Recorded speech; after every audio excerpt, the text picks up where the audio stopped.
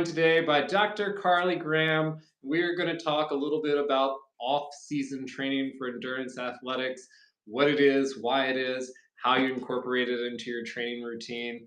So before we jump in, I mentioned obviously here with Dr. Carly Graham. Carly is an exceptional athlete, practicing doctor of physical therapy in Rochester, New York, and maybe most importantly for me and me only, a Team Whoopers run coach.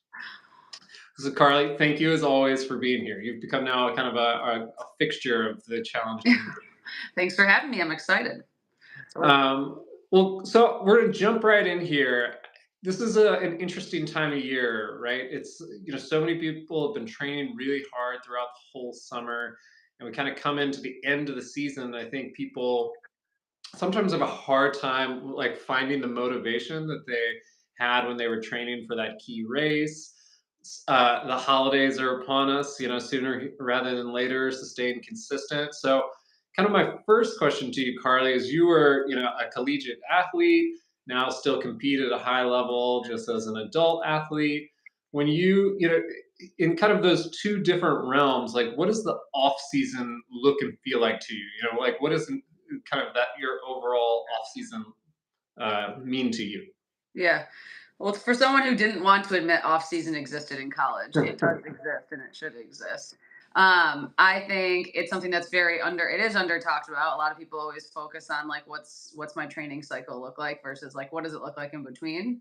And I think people forget sometimes that there should be an in between. There should be a time where you don't have organized training or you have very light training. You have days where if you wake up and you don't want to run and you don't have to run, don't do it. Like I think it's time to take advantage of that laxity in schedule. I think the thing with the off season that I've learned more later in life after having really bad burnout in college is like you have deeper cellular level, like in your muscles and everything deep down that does need to recover. You might on the outside feel like, oh, that race was a week ago. I'm okay. Like, well, no, you just trained for 16 weeks, ran potentially a marathon or whatever distance you ran. Your body at a deeper level needs to recover. And I think that that's something that a lot of people don't realize. They think if I feel good on the outside, I'm okay to run or I'm okay to start working out again.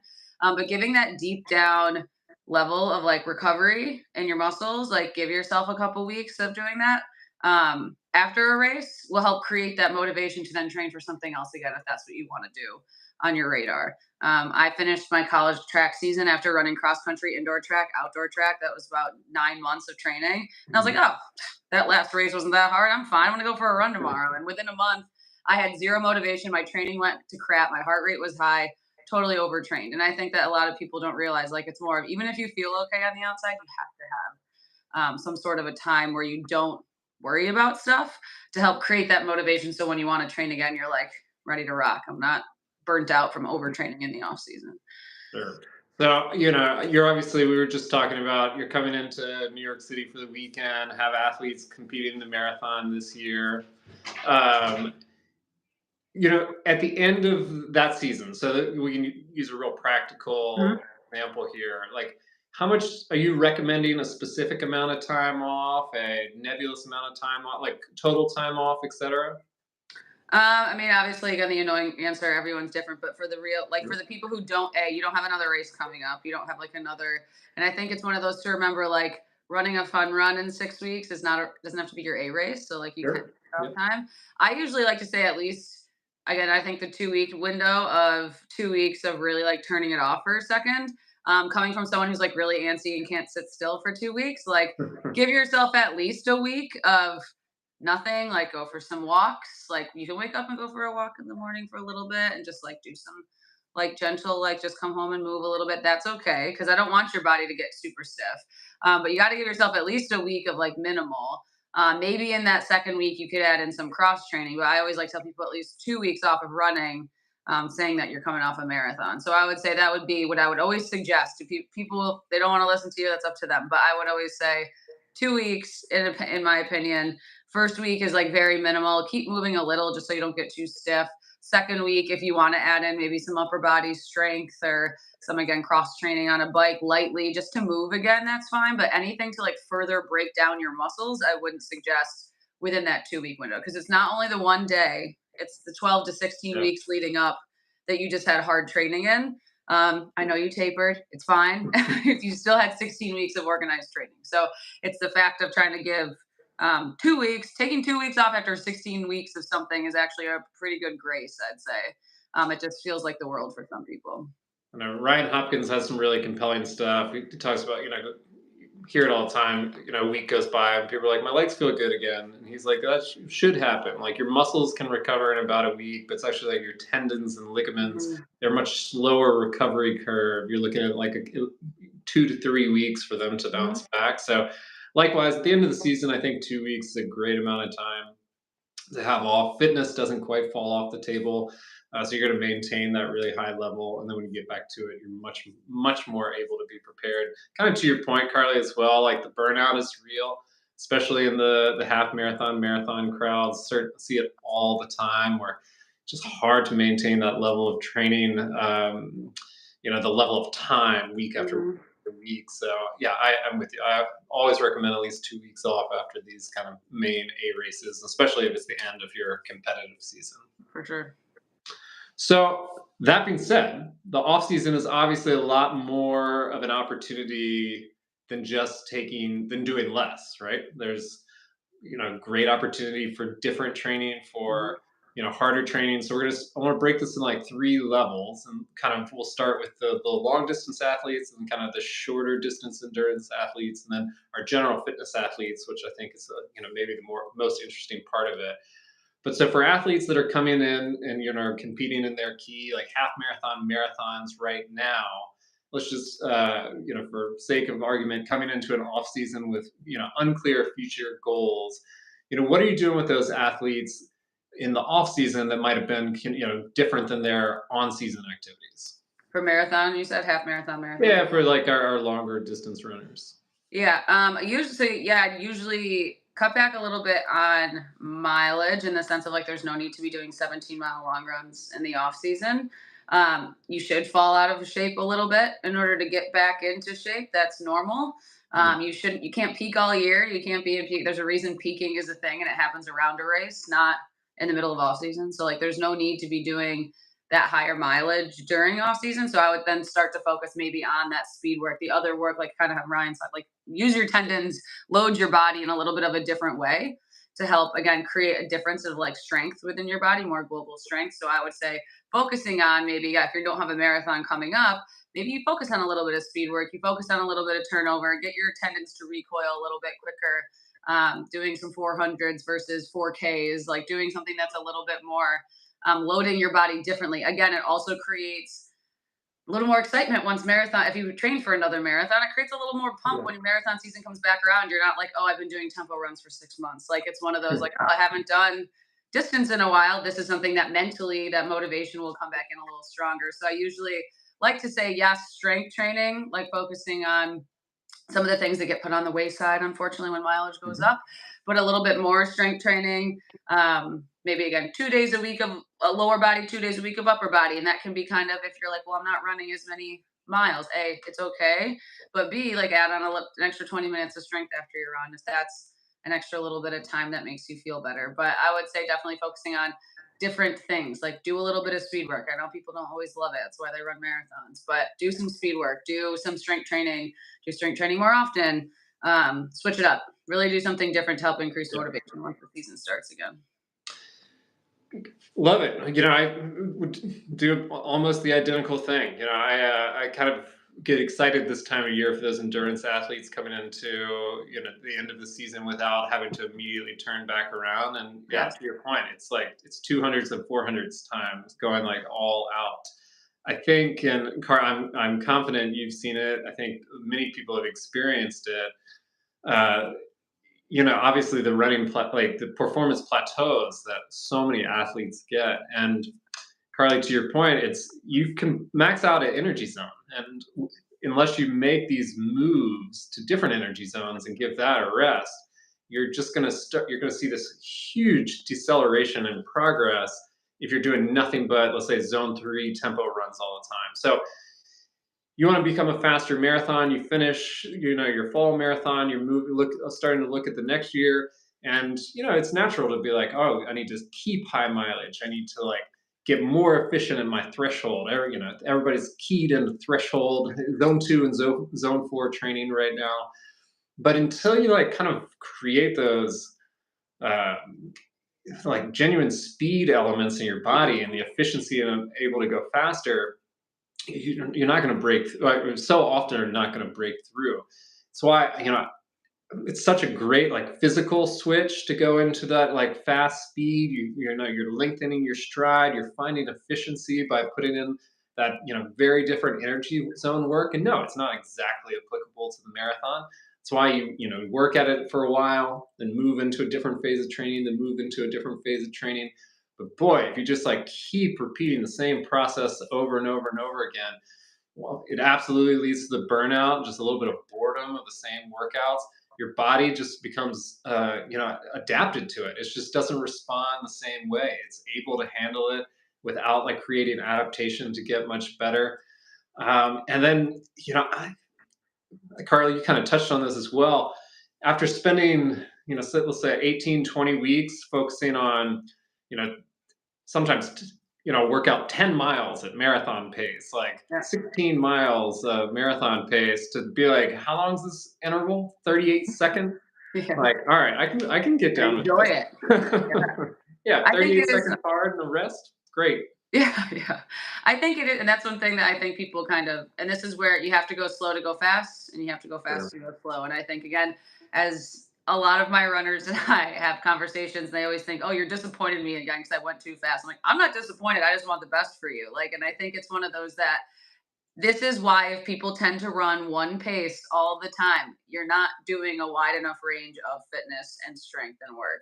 And I think these are the people that are like, my easy run 10-minute pace, my marathon pace is 9:50, and the fastest I can go is 9:15. And it's like Yeah. you're literally working, as you're saying, like zone 2 to 3. That's it.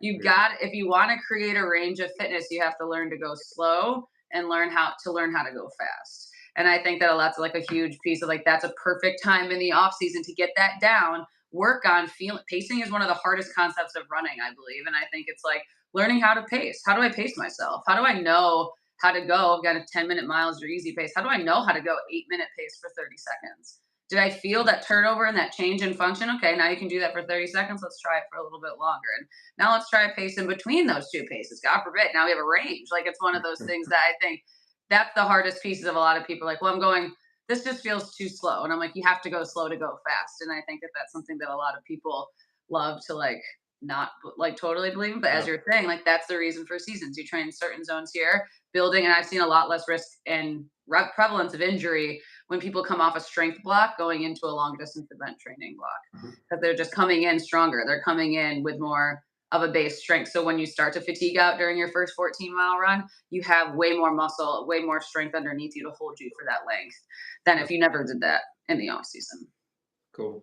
Well, let's flip the script a little bit here. So I like to constantly bring back into focus that the mile is still an endurance race. Everybody's like 5K, that's for the sprinters, but it's not. The 5K used to be like the endurance race, like the big boy. Now the marathon gets all the focus here. But for the people who are a little bit more like mile, 5K, we'll say like 10K is pretty legit endurance race. So, but those kind of, we'll call it mile to 10Kers here, is people who are working on slightly smaller end of that spectrum, been doing this like pretty consistent speed work.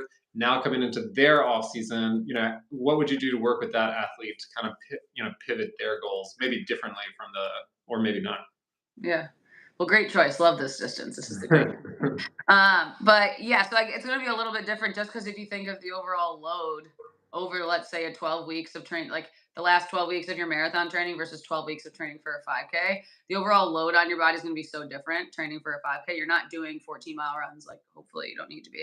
So it's like you're not doing as much mileage and you're not on your feet pounding as much. So it's like the recovery just is more of an acute recovery. Like you break your down muscle so acutely when you run a mile in a 5K, as everyone knows, it's that quick lactic acid. You hit mile 2 and you're like, wow, that's really like if you're really running it hard. So I think it's one of those things that for off season, for those kind of events, I would say still like again, a season, as I'm saying, it's a season. So you have to reset the season. You have to at least take a week of like, I'm not gonna, again, take a couple days off of running and then go for some walks, and like still for that first week after, like just mentally take that time to be like, this block is over. You will lose a little bit of fitness. It's okay. But then you think going into like after that, by like again a week off after that, you could start adding in some couple slow runs to get a little bit of mileage. But that's more. I would love to still see a potential 2-week change, because as again, like we're saying, deep down cellularly, your tendons and muscles Yeah. were worked way more acutely during those events versus in a marathon. Marathon is slow breakdown, 5K is potentially just faster breakdown. So it's just one of those things that deep down, give yourself again a week or two of like low intensity. Take your days off when you don't feel like getting out of bed. Take those days now, not when you're deep in training. So I do think it's still a couple weeks is fine, but I would say that you don't need to take as much physically off. I still think mentally 2 weeks is a good way to kind of turn your brain off from the season. Yeah. And what would you do then on the return to training from an energy zone perspective? Like more of the same, different, Yeah. etc. So like I feel like if you were to hop back into, like if someone was training for a 5K and they're like, I'm gonna hop right back into a 5K training cycle, like I would still start off each cycle with probably more tempo runs than they like. Like go for 25 minutes at a pace 30 seconds, like 45 seconds slower than 5K pace. Like again, just like the opposite of marathon training, like those long, like I can't stand tempo runs because I love the 5K, the mile, right? So I think it's just one of those, do the things you don't necessarily love and the beginning of the training to build up that base, that endurance base underneath you, and then add the speed on top of it. So that again, like a 5K or a mile, you need to have the endurance to run 3 miles as fast as you can, but then you need to get the foot speed to go potentially your goal pace. So it's kind of, I would usually, I would say in an off season, if someone's just like, hey, I don't know what I'm running yet, like I would add in a little bit more of the opposite than what they just trained for. So again, Sure. maybe again some extra little tempo runs at marathon pace for that person, or something that they don't usually tap into. As you're saying too, get that zone 3. If you're always training in zone 5 or 6, try to get something a little bit lower intensity to still get that base cardio long endurance system built up. Yeah, I think maybe the easiest rule of thumb is like you start training general, move to specific, and that's going to be different on every event. Every event. So the Mhm. marathon might start with the 200-meter repeats, and work on that like raw speed. And as you're getting towards your event, you're not doing that anymore. Obviously, you're Mhm. working on tempo pace, marathon Yep. pace, a lot of easy distance running. 5K, the exact opposite. Might start with that big base of like all zone 2, and as Carly said, like go into tempo and run these like long extended endurance runs because you need tons of endurance still to run the 5K. Yeah. And as you get closer to event time, you're starting to move towards actual race paces, VO2 max pace, etc. So a little bit of just like general to specific and overall rule for training here. And then I think maybe one of the most interesting groups that it's funny. You texted me yesterday and hit right on it. There's so many people that don't race, right? Like they're running for health, they're running for fun, they're doing some combination thereof. But it's still super important that they're varying their energy zone. So hard to sometimes identify, an off season, quote unquote. But I kind of wanted to just get your kind of thoughts and opinions on, if you're a general fitness athlete, you're running for fun, you're running for health, like how do you still vary the year to, one, become a little bit better, to, make some progress, and two, just kind of maximize the upside of those runs for you. Yeah, and I think it's what I usually like to give people again, because I have plenty of people that don't have events on, and they just want, again, they wanted to stay in shape or they want to keep their fitness. I always like to encourage mini goals along the way, picking little mini like things. And again, it doesn't have to be a race. Some people don't want the start line. I don't. That's fine. Right. You don't have to have the start line, but still picking like you almost like what you did for some of these challenges, like a 20-minute Yeah. distance run, or picking it like again a goal workout. Do a workout at the beginning of a cycle. Sometimes you don't have to tell your athletes. Do a workout at the beginning of the cycle, see how they do, and then 6 to 8 weeks later, do the workout again and see how they're doing, and see like again, can they do it a little bit quicker? How are you gauging their fitness? I mean, I think the biggest thing is always just finding out the person's goals. If the person's goals is just to stay in shape, every 12 to 14 weeks, I would still say, all right, let's take a down week. Like, let's take this week off, or let's take, again, go real light, depending on their load of training. If they're doing 20 to 30 minutes every day, like that doesn't necessarily warrant, just because you're not breaking things down enough to like really Sure. do that. But if someone is running 10 to 12 miles on the weekend, they're trying to run a decent amount of mileage every week and like stay in shape again, at just look at that time frame more than it's like training cycle of like, you still got to have a time to mentally turn off and reset to keep motivated to want to keep staying in shape. If your goal is to stay in shape, that's what I want for you. Yeah. So you got to take a break at there somewhere so you stay motivated to want to stay in shape. Otherwise, you're going to hit 9 months later and be like, do I really have to go to the gym right now and do my workout? So it kind of just creates that motivation. I think it's just for, again, find small little goals. Maybe it's themselves on outside and just say, hey, go run 2 miles as hard as you feel like. What's hard for you right now? Like go run 2 miles hard and see what they say. And then again, in 8 to 10 weeks, let's go run 2 more miles hard again and see how you feel and see what your pace is and what felt harder this time, what felt easier, what are things we Yeah. can work on after that.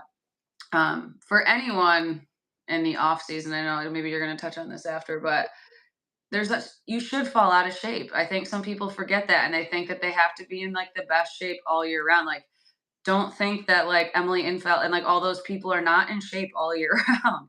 You have to fall out of shape a little bit in order to get back into shape. You can't just peak all the time. And I think that that's why it's, again, that's why it's called a peak. You get to a point in your training where you're performing at your highest level. You can't stay, you have to build up to that every time, which means you have to come down at some point.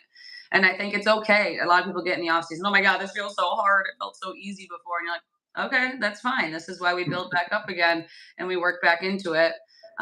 Otherwise, this is how people try to get to their fourth race and they're like, why don't I feel fresh? And I'm like, because you never turned your body off. Yeah. So it's okay to fall out of shape. It's okay to have a week. It's more becomes the mental aspect of people like, I have to do something today. And like finding something to do is fine. But also realizing like if you want to reach those goals, you have to take a chance to come out, come down the mountain a little bit and not be at the top and then build your way back up again. There's a reason after the Olympics, you see all those professional athletes like traveling all over the world for like 2 weeks. There's a reason they're not exercising. It's um, true. but I think it's just that's important for off season in general for anyone. For anyone, you have to have times where you do reset a bit. Well, and I think it is particularly hard, obviously, in this general fitness population where you don't have always that like calendar event, a race Mhm. to like market and be like, all right, now we're moving off. To your point, and still entirely critical to periodize your year to make sure you're doing different stuff, both in terms of like still taking the downtime because you're doing plenty of activity. But I mentioned, excuse me, a little bit earlier. You max out on energy zones, right? So if I do nothing but easy run all year long,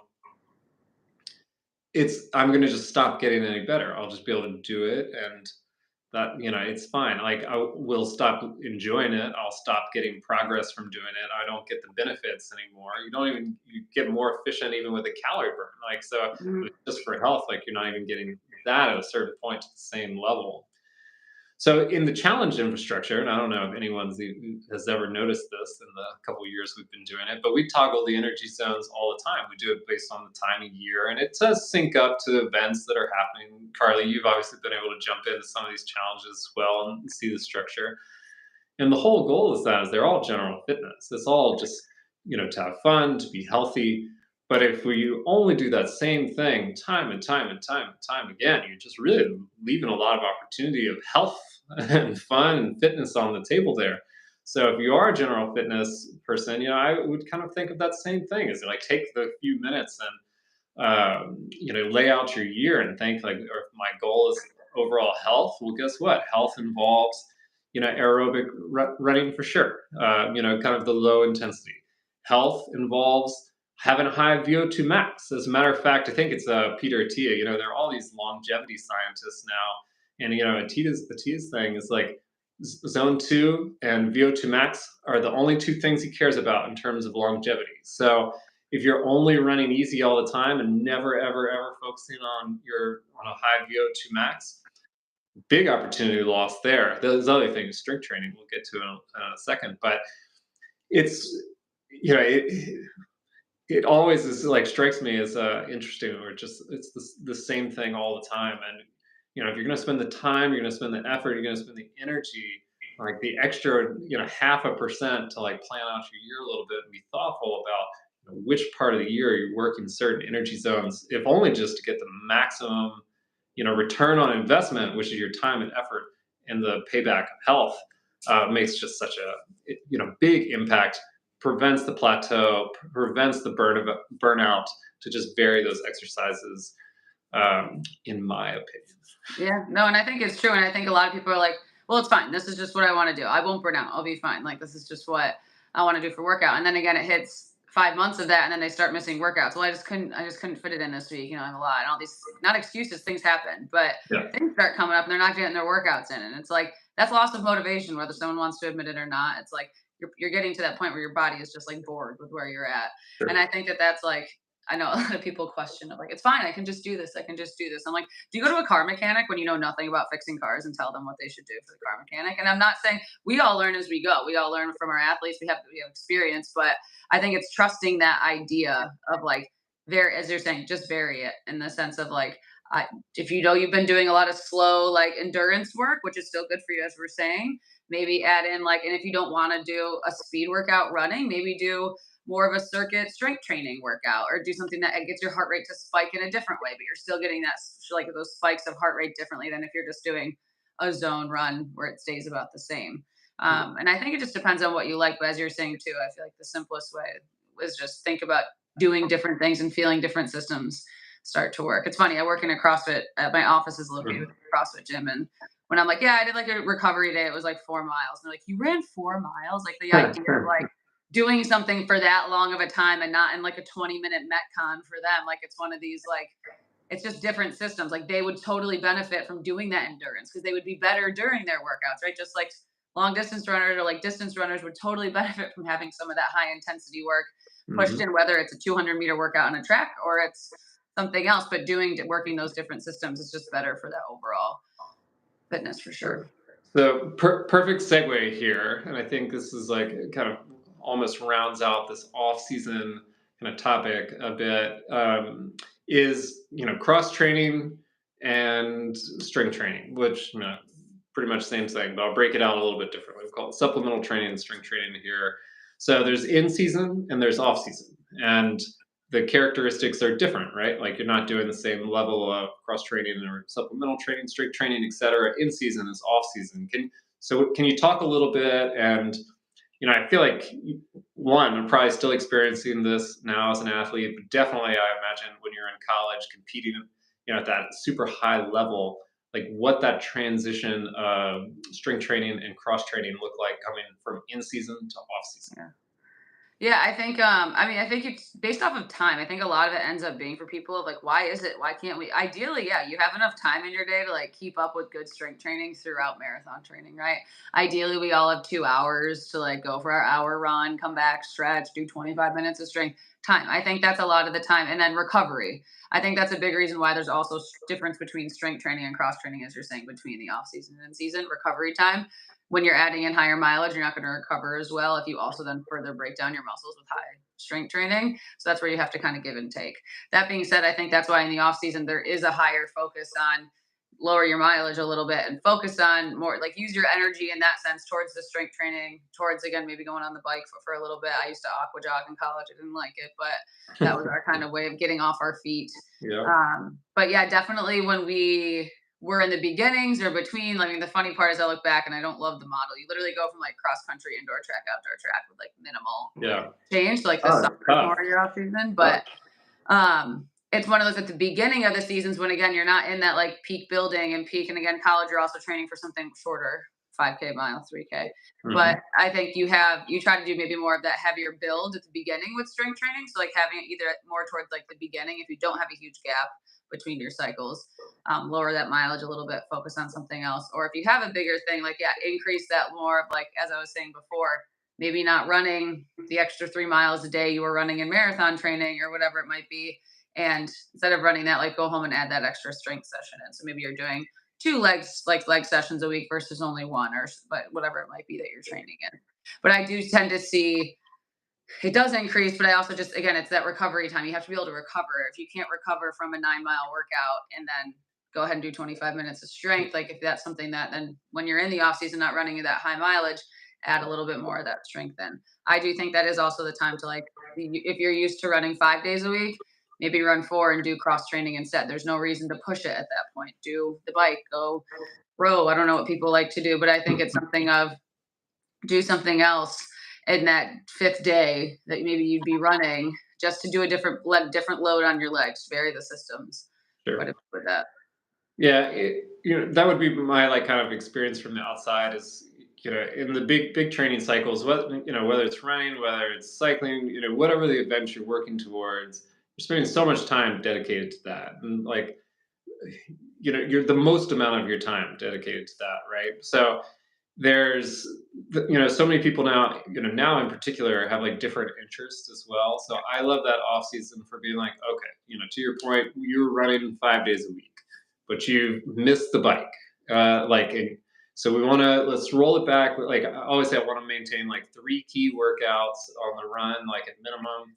But now we have all of a sudden two extra sessions where you can like spend that time on the bike. So we're getting the energy zone training in. We're saving your legs a little bit, and then yeah, I mean, I'm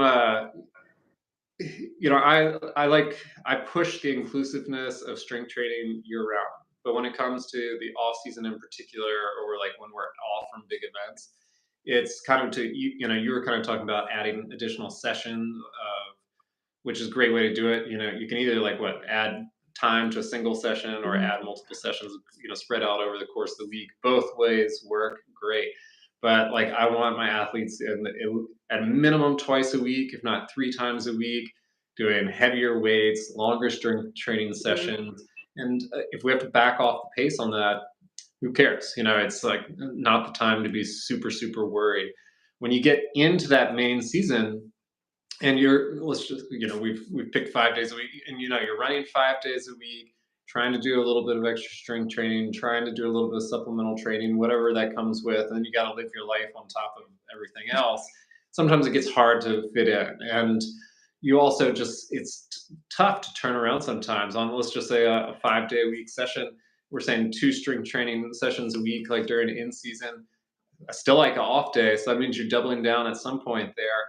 Is can you, as Carly was talking about, recover and get back to it? So this off season allows you this opportunity to kind of without guilt, like pull the volume back, maybe pump the intensity, as we're talking about for some of Mhm. our big, endurance athletes, and do this stuff that there's just not so much time for. When you're doing a 3 hour weekend run in advance of the marathon, that takes a lot of time. And if you're like me, when you get back, you don't just like spring to work. Like it's a process to try to get back to life after these long runs. So I mean, you're talking Mhm. like half a day can be gone sometimes. But shorten it up. I usually keep my endurance athletes like 60 to 90 minute minimum long run on the off season. Yeah. You just got an hour and a half back, so that you can do a lot of stuff in that, or move that time around, or get your to-do list done, to open up a little bit of time later. And kind of, Carly alluded to it earlier. Come into the spring, you come back into season, and you're coming back in on a stronger body. The Matt used to tell me this story, and now I've like remembered it for years and years. That he would work with this team, this triathlon team, and they would train all summer. They would get as fit as they had been. They would race. Then the team would kind of break up for winter. And he was like, I would see all these people arrive back in the spring at the exact same level of fitness they were 1 year ago. It's like everything had fallen off all winter, and we were like starting back over at baseline. He was like, it was impossible to ever like get these forward momentum gains because people would lose all their fitness over the winter. They would just like fall off. And so it's why we're taking this time, why I'm trying to plead. Yeah. So important to Do one, something. take the rest period, but then come back from the rest period, flip your training on its head, focus on different energy zones, focus on the stuff that you didn't have the opportunity to do in the on season. And it might be that you didn't have the opportunity to because you didn't like to do it anyway, but at some point you got to pay the piper here. So uh, I think yeah. Point being an interesting and opportunity to include some of those things that were lacking from your in-season training. And I think that this is something important. Like again, as a PT as well. Like don't not do anything. It's the common thing where people are like, well, I was kind of hurt coming out of it. So like I didn't do anything for like 6 weeks. And like for some reason I don't feel good still. And it's like if your car had a flat tire, would you just put it in the garage and be like, I'm gonna let that heal for 6 weeks? Like, no, you gotta figure out why the tire happened. Is there a nail? Do we have to patch it? Do I have to get a new keep doing your things. Like I think rest sometimes is over prescribed. I think rest is very important. Don't get me wrong. But I do think that having like maintaining daily mobility, maintaining something that helps keep your body functioning at a level, right? You don't just stop brushing your teeth for 6 weeks because for some reason, right? Because you don't have cavities at your last appointment, right? You still brush your teeth every day. And I think that that's an important thing to remember too with off season is like, don't let go of those daily things that you were doing. Don't just say, well, I'm not running, so I'm not foam rolling, or I'm not running, so I'm not doing any, my postural work or anything. No, keep doing that stuff. Like that stuff should be daily maintenance. Like this is one body you were given for the rest of your life. Like do that stuff still, even if you're not training as hard. Maybe you don't have to spend as much time like in your recovery boots or doing things like that, but it's still good to keep your body at that. So then when you're ready to start training again, it's seamless. Yep. Versus people are like, all right, I'm ready to start training, but I feel like I'm walking on stilts. I'm so stiff. And it's like, well, this is why we should have kept up with some of that. And again, all the time, all the time. We have this body, we want to function for our whole life. We want to make sure that we keep the things moving in it that help us do that. So I think that rest is good. You got to give yourself some time. Don't get me wrong, but keeping up with some of that daily maintenance, um, just to make sure you're ready to go when you want to be potentially next time. For sure. Yeah, I call it the old like Rolling Stone gather no moss scenario. But yes, all of a sudden you take 6 weeks off, and it is very challenging to get restarted again. Not to mention that you are